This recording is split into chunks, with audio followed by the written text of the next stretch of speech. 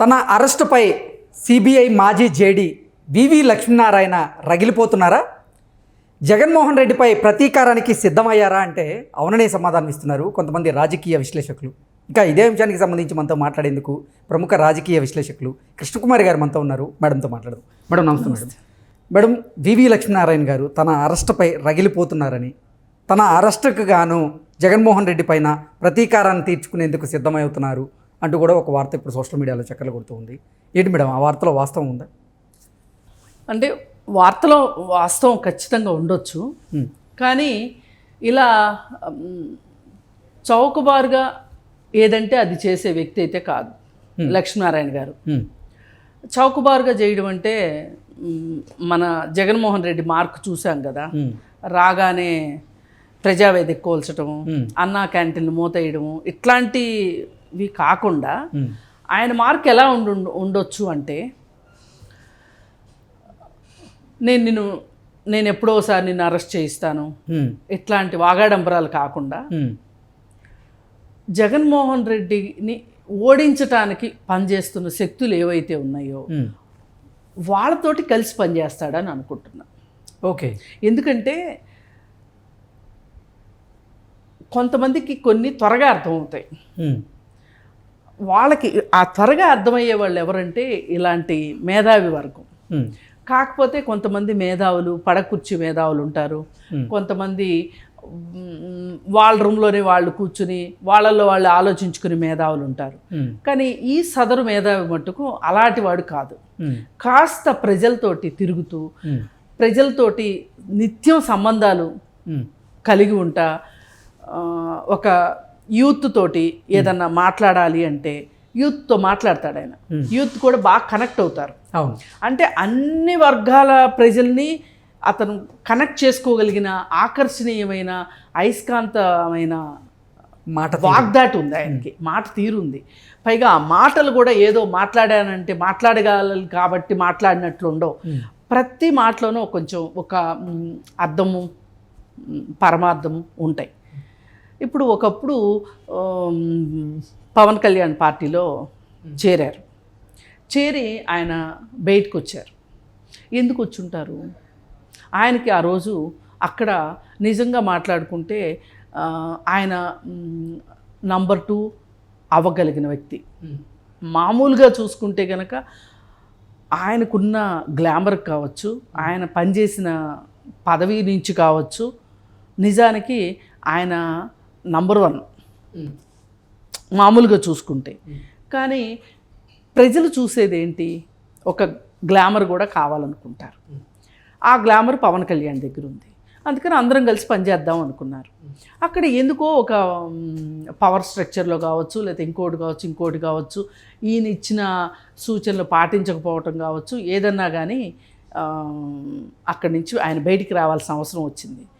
అప్పట్లో పవన్ కళ్యాణ్ కూడా ఇంత పరిణితి లేదు. అంటే ఇలాంటి వాళ్ళని ఇముడ్చుకోగలిగిన పరిణితి లేదు.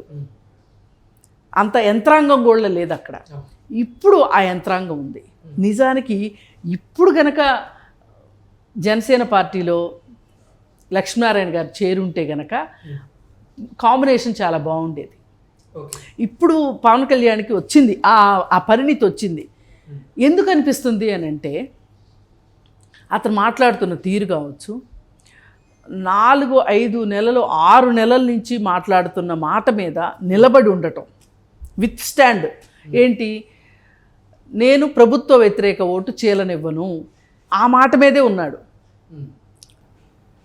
ఫస్ట్ నుంచి అదే మాట మీద ఉన్నాడు. ఆ మాట మీదే ఉండి ఇన్ని రోజులు సస్టైన్ చేయడం అంటే, ఒకప్పుడు పవన్ కళ్యాణ్ చూసిన వాళ్ళకి ఇప్పుడు పవన్ కళ్యాణ్ చూస్తున్న వాళ్ళకి డిఫరెన్స్ కనిపిస్తుంది. ఊహించం, అసలు ఈ ట్రాన్స్ఫర్మేషన్ ఊహించం. ఇది మంచి పరిణామం. అయితే అప్పట్లో ఉన్న పవన్ కళ్యాణ్ తోటి ఆయన పసకలేకే బయటకు వచ్చారు. సరే, ఏది ఏమైనా బయట ఉన్నా లోపలున్నా ఆయన లక్ష్మీనారాయణ గారు ఆయన ఇవాళ ఈ రాష్ట్రం ప్రత్యేక హోదా కోల్పోతే, రాకపోతే ఈ రాష్ట్రానికి ఏం జరుగుతుంది అని తెలిసిన వాళ్ళల్లో ఆయన ఒకానొక మనిషి. వైజాగ్ స్టీల్ ప్లాంట్ గురించి కూడా ఆయన చాలా ఉద్యమం చేశారు. వైజాగ్ స్టీల్ ప్లాంట్ గురించి మాట్లాడారు, ఆ చర్చల్లో కూడా పాల్గొన్నారు, ఉమ్.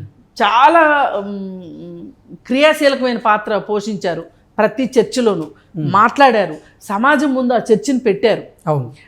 అయితే ఇంత విషయ పరిజ్ఞానం ఉంది. అసలు ఈరోజు ఆయన ప్రత్యేక హోదా గురించి మాట్లాడడం వెనకమాల ఉద్దేశం ఏంటి అంటే, కనీసమైనా ఈ రోజుకైనా సరే ఏ రాజకీయ పార్టీ అయినా ఆ వాదనని, ఆ డిమాండ్ని భుజాన వేసుకోవాలి అని ఆయన కోరిక. ఉమ్. ఇప్పుడు ఆయన ఒక్కడిగా మాట్లాడితే ఉపయోగం లేదు. అవును. ఇప్పుడు సపోజ్ చంద్రబాబు నాయుడు మాట్లాడారనుకోండి, ఆ డైలాగ్ని ఉమ్. తీసుకుని మాట్లాడారనుకోండి, ఉపయోగం ఉంటుంది. ఇప్పుడు జగన్మోహన్ రెడ్డి ఆ డైలాగ్ తీసుకుని మాట్లాడలేడు. ఉమ్. ఎందుకంటే ఆయన నేను మెడలు వంచుతానని చెప్పి ఉమ్. మెడలు వంచలేదు కానీ కాళ్ళకి దండాలు పెట్టాడు కదా, అది చూశారు. చంద్రబాబు నాయుడు ఏ రోజు మెడలు వంచుతానని అనలేదు, అలా అని కాళ్ళ మీద పడలేదు. ఉమ్. కానీ ఈయన మెడలు వంచుతానని కాళ్ళ మీద పడ్డాడు కదా, అందుకని ఈయనకి ఆ డైలాగ్ తీసుకునే ఛాన్స్ లేదు. చంద్రబాబు నాయుడు లాంటి వాళ్ళు ఆ డైలాగ్ తీసుకుంటారు, ఇది ప్రజల్లోకి ఆ డైలాగ్ని తీసుకెళ్ళాలి అని ఆయన ఉద్దేశం. ఉమ్. ఆ ఉద్దేశం కోసమే ఆయన ఆ క్యాంప్ ఆఫీస్ని ముట్టడించడం జరిగితే ఏమైందో మనం చూసాం. ఉమ్. ఏది ఏమైనా ఆయన ఎక్కడున్నా సరే ఆయన మార్క్ ఆయన వేసుకుంటారు. ఓకే. పోలీస్ స్టేషన్కి వెళ్ళారు, పోలీస్ స్టేషన్లో ఆయన మార్క్ ఆయన వేసుకున్నారు. ఉమ్. బయట ఉండి మిగతా రాజకీయ నాయకులు అందరూ ఒక రకంగా కోల్డ్ స్టోరేజ్లో పెట్టేసిన డైలాగ్ ఇది, ప్రత్యేక హోదా అనేది బయటికి తీసుకొచ్చారు. ఇప్పుడు ఆ డైలాగ్ని ఎవరు పట్టుకుంటే వాళ్ళు ముందుంటారు.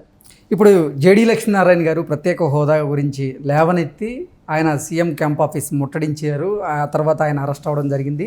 ఆ తర్వాత ఇప్పుడు వైఎస్ షర్మిల ఆ అంశాన్ని పట్టుకున్నారు. అదే మరి, అందుకే ఎవరో ఒకళ్ళు ఆ అంశాన్ని పట్టుకోవాలి, పట్టుకొని ప్రభుత్వ వ్యతిరేక ఓటుని చీల్చాలి.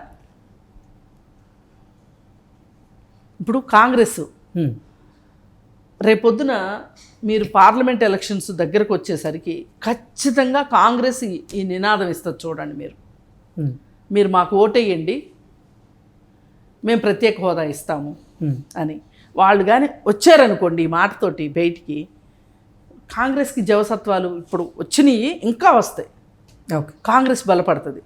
కాంగ్రెస్ బలపడితే లాభం ఏంటి అంటే జగన్మోహన్ రెడ్డి ఓట్లని చీల్చగలుగుతుంది. కాంగ్రెస్ ప్రభుత్వ వ్యతిరేక ఓటుని చీలుస్తుంది, కాంగ్రెస్ సంస్థాగత ఓటుని చీలుస్తుంది షర్మిల. అంటే వైఎస్ఆర్సీపీకి ఉన్న మూలాలన్నీ కూడా కాంగ్రెస్ పార్టీయే కాబట్టి అక్కడ నాయకులందరూ కూడా మళ్ళీ ఇప్పుడు కాంగ్రెస్ పార్టీలోకి వెళ్ళే అవకాశం ఉంటుంది. అసలు ఓటర్లలో కూడా ఈ రోజుకి హస్తం గుర్తుకే ఓటేస్తామనే వాళ్ళు ఉంటారు. నాలాంటి వాళ్ళు ఎలా అయితే కంకి కొడవలకి సుత్తి కొడవలకి ఓటేస్తామనే ఒక సెక్షన్ ఉంటుందో, అట్లా వాళ్ళు కూడా హస్తానికే ఓటేయాలి అనుకునే ఒక సెక్షన్ ఉంటుంది. వాళ్ళు కూడా వేస్తారు ఓటు. ఇది జగన్మోహన్ రెడ్డి ఓటు బ్యాంకుని చీల్చడానికి వచ్చిన డైలాగ్. ఇది కరెక్ట్గా అందిపుచ్చుకుంది ఎవరు? షర్మిల. అలా అని తెలుగుదేశం ఓట్లు కొల్లగొడుతుందను, లేకపోతే తెలుగుదేశానికి వెళ్ళే ప్రభుత్వ వ్యతిరేక ఓటుని కొల్లగొడుతుంది అనుకోక్కర్లేదు. మనం ఆ నిరాశకి వెళ్ళక్కర్లేదు. ఇవాళ అందరి ఎజెండా ఏంటి? ప్రశాంత్ కిషోర్ది కావచ్చు, మీది కావచ్చు, నాది కావచ్చు, ఎవరిదైనా ఇవాళ ఉన్న పరిస్థితుల్లో సెక్రటేరియట్ని తాకట్టు పెట్టుకుని బతికే పరిస్థితులు మనకు వచ్చేసిన తర్వాత ఇంకా ఈ జగన్మోహన్ రెడ్డి అవసరమా? ఈ ప్రత్యేక హోదా సాధిస్తానని చెప్పి నాకు 25 సీట్లకి 25 సీట్లు ఇవ్వండి, నేను మెడల్ ఉంచుతాను అని చెప్పి అబద్ధాలు చెప్పి ఢిల్లీ వెళ్ళొచ్చి మన బలం సరిపోదు, అసలు మన బలంతో అవసరం లేదని చెప్పాడు వచ్చి. అంటే మనం నథింగ్ అన్నాడు సింపుల్గా. మనం ఎందుకు పనికిరాం, కూరలో కరివేపాకు కూడా మనకు పనికిరాదు ఆంధ్రప్రదేశ్ అని చెప్పి తేల్చేసి అది ప్రతిరోజు అది నిరూపిస్తూ వచ్చాడు. ఇక్కడ దాకా వచ్చి ఆఖరి అంకంలో తేలింది ఏంటి అంటే సెక్రటేరియట్ని తాకట్టు పెట్టడం. ఆ రోజు ఏ రోజైతే ఆంధ్రా బ్యాంక్ పేరు తీసేసి యూనియన్ బ్యాంక్లో కలిపిన రోజున మాట్లాడలేదో మహానుభావులు ఎవరో, ఈవేళ సెక్రటేరియట్ని తాకట్టు పెడితే కూడా ఎందుకు మాట్లాడతారు చెప్పండి? అసలు మనకు సీము నెత్తురు ఉన్నాయా? అదే గుజరాత్ బ్యాంక్ని ఆంధ్రా బ్యాంక్లో విలీనం చేయమనండి, గోల అయిపోయేది. సౌత్ని తొక్కేస్తుంది నార్త్ పాలిటిక్స్. మనం ఇంకా ఇప్పటికీ ఈ నిద్ర లేవకపోతే అసలు మన రాష్ట్రాల పేర్లు కూడా మార్చేసి రాష్ట్రాలను కూడా విలీనం చేసేసుకునేంత దుస్సాహసానికి వాళ్ళు వెళ్తారు. ఏంటి మేడం, తన అరెస్ట్ మీద నిజంగా వివి లక్ష్మీనారాయణ గారు జగన్మోహన్ రెడ్డి మీద ప్రతీకారం తీర్చుకునే దిశగా అడుగులు వేస్తారా? ఇప్పుడు ఆయన ప్రతీకారం ఎలా ఉంటుంది అంటే జగన్మోహన్ రెడ్డికి వ్యతిరేకంగా పనిచేస్తాడు, అంతేగాని గర్జించి గాండ్రించి నేను సీఎం అయ్యాక నిన్ను శంకరగిరి బాండ్యాలు పట్టిస్తాను, నిన్ను ఆ జైల్లో పెడతాను ఈ జైల్లో పెడతాను అని అందు. ఆయన సింపుల్గా ఆయన ఏం చేస్తాడంటే ఆయన్ని ఓడించగలిగే శక్తులు ఏవి అని ఆ శక్తులతో కలిసి పనిచేస్తాడు. అందుకని కొంతమందితో పెట్టుకోకూడదు. రాజకీయ పరిజ్ఞానం ఉన్నోళ్ళు పెట్టుకోరు. ఇప్పుడు కొందరు జోలికి వెళ్ళకూడదు అంటారు, అవును, కొందరు జోలికి వెళ్ళినా ఏం కాదు అనుకుంటారు. కానీ ఆ ఎవరి జోలికి అయితే వెళ్ళకూడదో, ఎవరిని అయితే టచ్ చేయకూడదో అట్లాంటి వాళ్ళని టచ్ చేశాడు జగన్మోహన్ రెడ్డి. కాసేపు అరుచుకునేవాడు, వెళ్ళిపోయేవాడు. చెప్పాక మీకు మేము కూడా ఎన్నో ధర్నాలు చేసామని. ఏమవుతుంది ధర్నా చేస్తే? గొంతుని పుట్టిందాక అరుస్తారు, వెళ్ళిపోతారు. రోజుల తరబడి అయితే ధర్నా చేయరు కదా, వస్తారు మళ్ళీ తెల్లారు వస్తారు. ఏమవుతుంది? అస్సలు కాదు లేదు అనే మాటని సహించలేడు. తన ముందు తలెత్తుకుని ఎవరన్నా ఉంటే వాళ్ళని సహించలేడు. జగన్మోహన్ రెడ్డి పెత్తందారి స్వభావం అక్కడే కనిపిస్తుంది. ఇది ఆ రాజారెడ్డి రాజ్యాంగం తాలూకు వచ్చిన అవలక్షణం అన్నమాట. అందుకే అందరితోనూ తగాదాలు పెట్టుకొని ఆఖరికి అందరూ ప్రపంచమంతా అయిపోయిందని అమ్మతోనూ చెల్లితోనూ వివేకానంద రెడ్డి కూతురుతోనూ అందరితోనూ పెట్టుకున్నాడు కదా. మరి ఏ కుటుంబంలో అయినా ఇలా చేస్తున్నారా? అసలు ఇట్లా ఉందా? నువ్వు నీ కుటుంబాన్నే చూసుకోలేనుడు ఊరిని ఏం చూస్తావు? అందుకని లక్ష్మీనారాయణ గారు లాంటి వాళ్ళే కరెక్ట్ మనుషులు జగన్మోహన్ రెడ్డికి. ఎవరితో పెట్టుకోకూడదు వాళ్ళతో పెట్టుకున్నాడు. ఆయన ఖచ్చితంగా చంద్రబాబు నాయుడుతో కలిసి పనిచేస్తాడు. చూడండి. ఓకే.